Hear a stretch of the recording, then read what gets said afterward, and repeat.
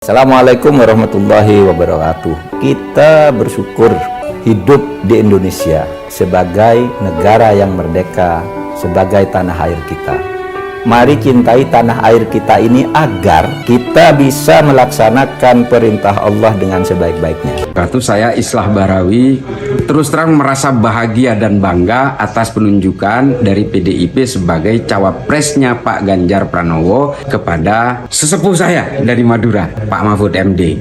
Kalau kita mau melihat sosok yang punya integritas, perjuangan terhadap negara ini demi tegaknya hukum, demi upaya-upaya untuk menghilangkan berbagai tindakan-tindakan kejahatan koruptif di negara ini, maka saya sangat bangga untuk mendukung Pak Mahfud MD. Seluruh masyarakat Indonesia yang masih berharap untuk tegaknya hukum di seluruh Indonesia, maka mari kita dukung Pak Mahfud MD. Pak Mahfud MD adalah sosok yang pernah berkarir di legislatif, di eksekutif dan juga yudikatif, dan beliau punya rekam jejak tidak pernah punya kejahatan apapun di dalam jabatan-jabatannya. Oleh karena itu, beliau adalah orang yang tidak pernah punya kejahatan masa lalu. Beliau juga tidak punya beban masa lalu, dan juga apa yang menjadi beban beliau hanyalah masa depan Indonesia. Mari kita bantu Pak Mahfud untuk mewujudkan berbagai keinginan masyarakat di Indonesia menjadi pemerintahan yang bersih, melawan korupsi, dan juga penegakan hukum yang betul-betul merata, tajam ke segala arah, tidak tumpul juga ke segala arah. Oleh karena itu, mari kita dukung Ganjar Mahfud. Insya Allah dengan ridho Allah Subhanahu wa Ta'ala, langkah kita dalam mewujudkan Indonesia sejahtera lahir batin, adil dan makmur akan mendapatkan jalannya. Qabul. Presiden Joko Widodo berpotensi crash landing apabila memaksakan putra bungsunya yang menjabat Wali Kota Solo Gibran Rakabuming Raka untuk menjadi peserta di Pilpres 2024. Lantas Jokowi diprediksi juga akan berada dalam posisi sulit menjelang akhir masa jabatannya. Pernyataan tersebut disampaikan oleh pakar politik Ikrar Nusa Bakti. Ikrar Nusa Bakti menyatakan Jokowi yang telah memimpin Indonesia selama 2 periode semestinya mengakhiri masa jabatan dengan meninggalkan warisan yang baik. Menurut Ikrar, putusan Mahkamah Konstitusi terkait batas usia capres-cawapres minimal 40 tahun atau berpengalaman sebagai kepala daerah hanya untuk kepentingan pihak tertentu.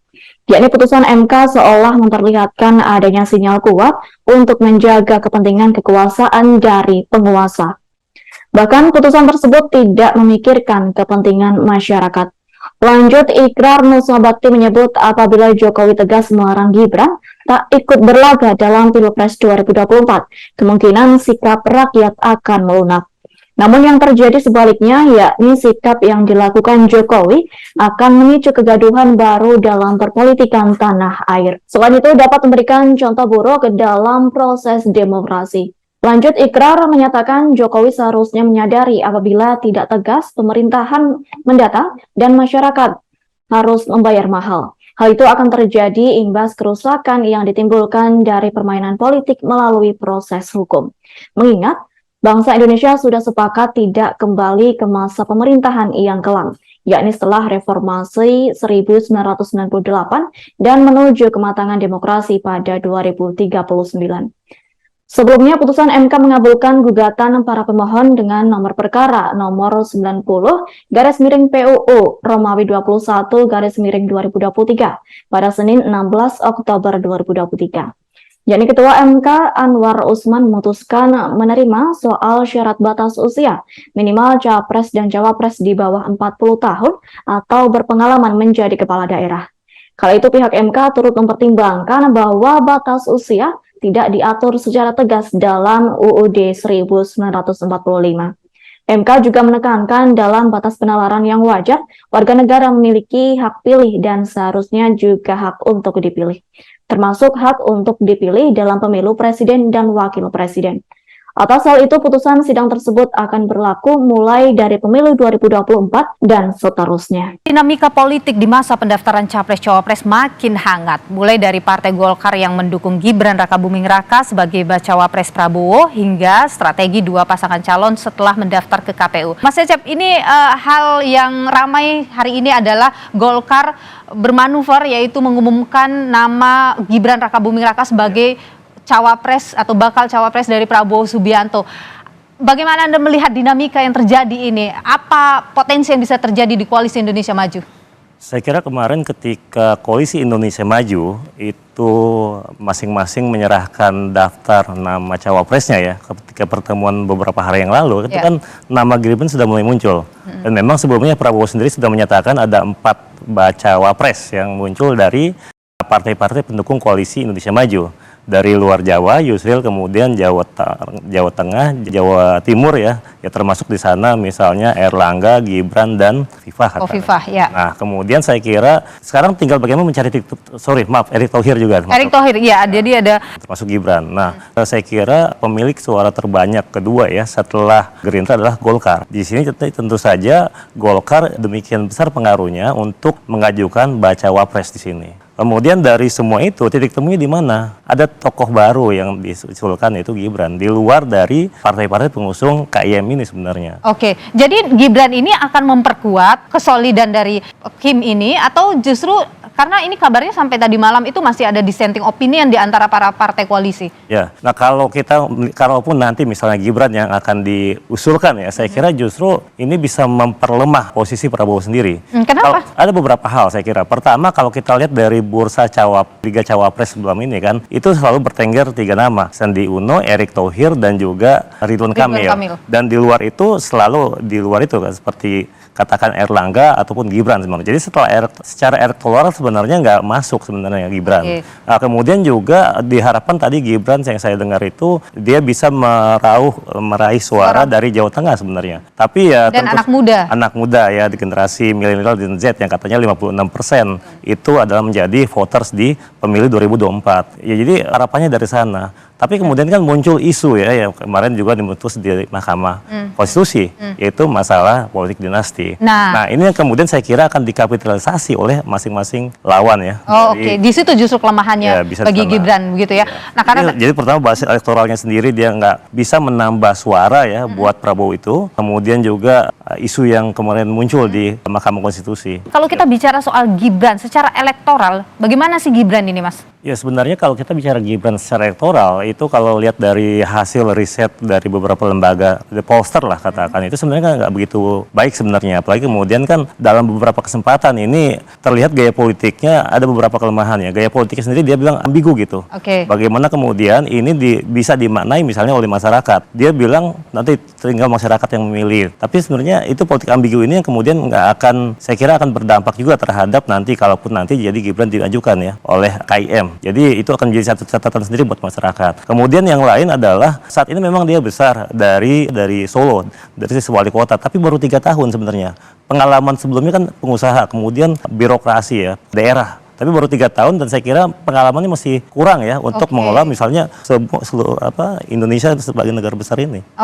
Kalau kita lihat ya ada pasangan Ganjar Mahfud, ada pasangan Anies Baswedan dengan Muhaimin Iskandar. Dibandingkan kemudian dengan nanti ini kalau ini kan belum ya, Prabowo Gibran, kira-kira akan seperti apa ini petanya kira-kira? Petanya perebutan suara 3 wilayah ini kan jadi yang terbesar ya, Jawa Timur, Jawa Tengah, Jawa Barat. Akan seperti apa Anda lihat kalau Gibran kemudian masuk di dalam? Ya kalau kita perhatikan sebenarnya gini Mbak, ada beberapa hal ya. Pertama memang yang disebut Jawa sebagai kunci, lebih dari 50% ya, itu memang suara dari Jawa. Utamanya kan Jawa Barat, voters tertingginya, kemudian Jawa Timur. Kemudian itu catatan pertama. Yang kedua, lebih dari 56% itu votersnya adalah generasi milenial dan Z. Ini sebenarnya jadi kunci buat meraih suara di 2024. Kemudian kita lihat dari masing-masing, dari 3 paslon sebenarnya idealnya adalah saling melengkapi, komplement. Yang pertama kita lihat Anies Baswedan. Anies dikatakan dari beberapa pollster itu kuat di Jakarta. Prabowo misalnya dikatakan kuat di Jawa Barat. Nah kemudian Ganjar kuat di Jawa Tengah. Nah akhirnya medan pertarungan di Jawa Timur. Nah kemudian kalau kita lihat dari Anies misalnya harapannya Prof Mahfud yang berasal dari Jawa Timur, Madura dan irisannya arsirannya itu dengan NU itu harapannya bisa menyumbang suara buat Ganjar. Nah kemudian sebagaimana Caimin yang berasal dari NU ya. Nah arsirannya dari situ harapannya bisa menyumbang. Kalau Gibran? Nah sekarang kita masuk ke Gibran. Bagaimana dengan Gibran? Memang akhirnya kalau Gibran sendiri harapannya bisa mengiris suara Ganjar Jawa Tengah. Jawa Timur sendiri nggak ini ya, dia nggak terlalu kuat ya. Kemudian juga dari NU bukan representasi dari NU. Paling mungkin adalah ingin meraih suara dari generasi milenial dan Z. Nah memang memang Ahmad Soekar tadi pertarungan. Jadi secara elektoral Gibran tidak akan menyumbang banyak buat Prabowo. Oke.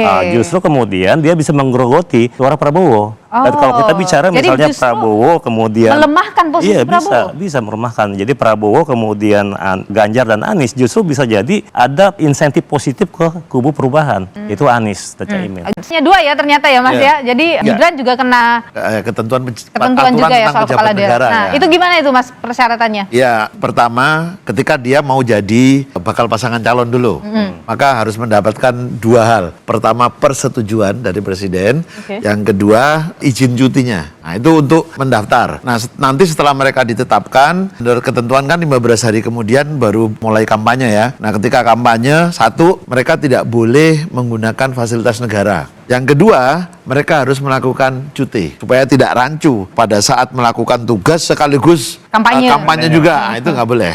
Jadi cutinya berapa hari itu Mas ya, selama masa kampanye? Tergantung apakah dia melakukan kampanye pada hari itu atau tidak. Tapi yang menjadi ketentuan adalah 3 hari sebelum melakukan kampanye, surat itu harus sudah diberitahukan kepada KPU. Surat izinnya itu. Itu secara aturan memang harus seperti itu. Ya, nah, apalagi nih aturan-aturan yang kira-kira biasanya yang sering diperdebatkan di lapangan itu ya, itu kok masih pakai ini itu, masih ada mobil berplat merah di daerah itu dan seterusnya. Itu biasanya kondisi di lapangan akan punya potensi muncul seperti itu. Nah, jadi itu kerja berat Bawaslu masyarakat nih. Ya, dan tentu dan publik ya, masyarakat pemilih, silakan Anda perhatikan itu.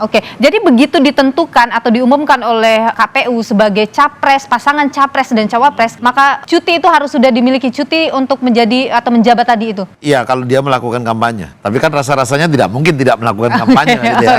Jadi pasti itu akan diurus secara administratif gitu ya. Mas, ini yang jadi tentu saja kita tidak ingin apa yang terjadi di 2019 terjadi ya di sini, perpecahan yang begitu dalam dan sebagainya. Bagaimana nih harusnya menjaga pemilu nanti ini berjalan dengan jujur, adil, tidak terjadi perpecahan tadi. Integritas penyelenggaraan pemilu sebetulnya melibatkan banyak komponen ya. Tapi setidak-tidaknya ada 3 komponen penting di situ yang harus dijaga integritasnya. Satu, penyelenggara pemilunya. Dia harus adil, dia harus betul-betul punya integritas profesional sehingga orang bisa menerima kebijakan yang Anda keluarkan. Yang kedua, peserta pemilunya. Nah, kalau pemilu presiden ya tentu pasangan calon presiden dan wakil presiden. Anda harus punya integritas. Salah satunya misalnya nih, tidak melakukan money politics. Itu juga memicu, tidak melakukan black campaign misalnya gitu ya. Yang ketiga, ini juga punya menentukan pemilih juga harus punya integritas gitu. Jangan kemudian malah melakukan tindakan-tindakan yang memicu gitu ya?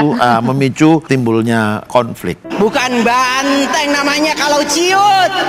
Bukan PDI Perjuangan namanya kalau takut bertempur. Siap. Bukan banteng namanya kalau ciut. Bukan PDI Perjuangan namanya kalau takut bertempur. Siap. Tunggu. Merdeka! Tempat ini menjadi saksi bagaimana pidato Bung Karno selalu menggetarkan. Dedication of life disampaikan di sini, mengajarkan kita agar bisa mengabdi pada bangsa dan negara. Pak Jokowi mewujudkan itu. Infrastruktur yang hebat, IKN yang tidak hanya memindahkan tempat dan ibu kota, tapi membuka mindset, merubah mindset untuk menjadi negara maju, termasuk hilirisasi industri yang akhirnya kita diperhitungkan oleh dunia. Hari ini kita meneguhkan hati, bekerja keras dengan api semangat yang tak pernah padam, menangkan PDI Perjuangan dan calon presiden PDI Perjuangan Ganjar Pranowo. Siap.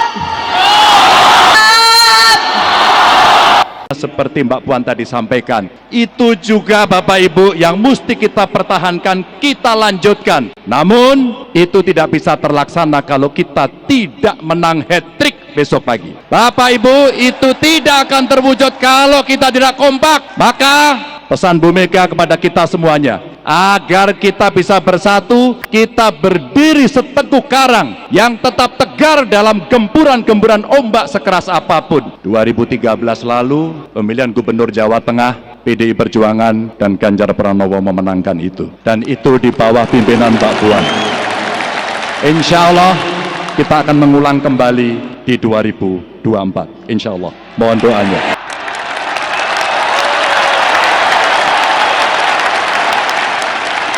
Wassalamualaikum warahmatullahi wabarakatuh. Terima kasih.